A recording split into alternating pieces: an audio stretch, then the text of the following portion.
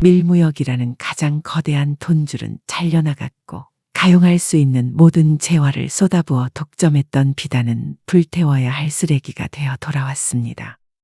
청나라 친왕의 권력을 등에 업은 구루하의 배상 요구를 들어주지 못하면 목이 달아날 판국이었으니 호조판서라는 최승연의 막강한 권력은 청나라의 권력자 앞에서는 무용지물과도 같았습니다.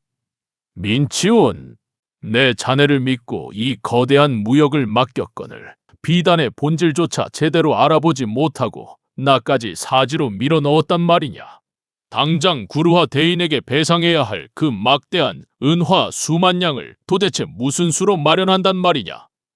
자네의 그 잘난 생존 본능과 행정 능력으로 이 사태를 책임지고 해결하게. 만약 해결책을 내놓지 못한다면 내 손으로 내 딸 아이를 과부로 만드는 한이 있더라도 결코 자네를 가만두지 않을 것이네. 최승연의 냉혹한 협박 속에 절망에 빠져있던 민치호는 이것이 무언가 거대한 함정임을 본능적으로 직감했습니다. 그는 핏발선 눈을 하고 흑자색 비단의 독점 계약서에 수결을 남겼던 도성 외곽의 비밀 별당을 향해 미친 듯이 달리기 시작했습니다.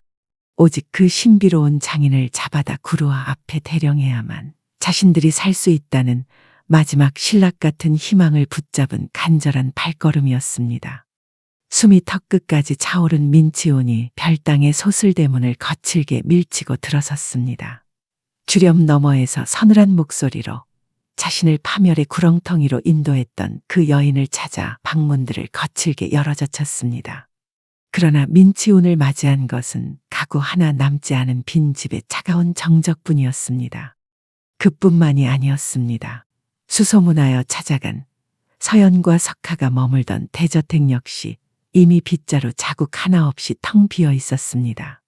그들이 이곳에 머물렀던 흔적은 눈 씻고 찾을래야 찾을 수 없었습니다.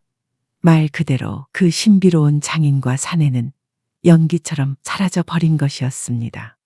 자신이 정체 모를 거대한 유령에게 철저히 농락당했다는 잔인한 진실을 깨달은 민치호는 텅 빈 마당 한가운데 주저앉아 머리를 쥐어뜯으며 절망의 비명을 토해내었습니다. 풀영상은 진야사 사극극장 채널을 방문해 주세요.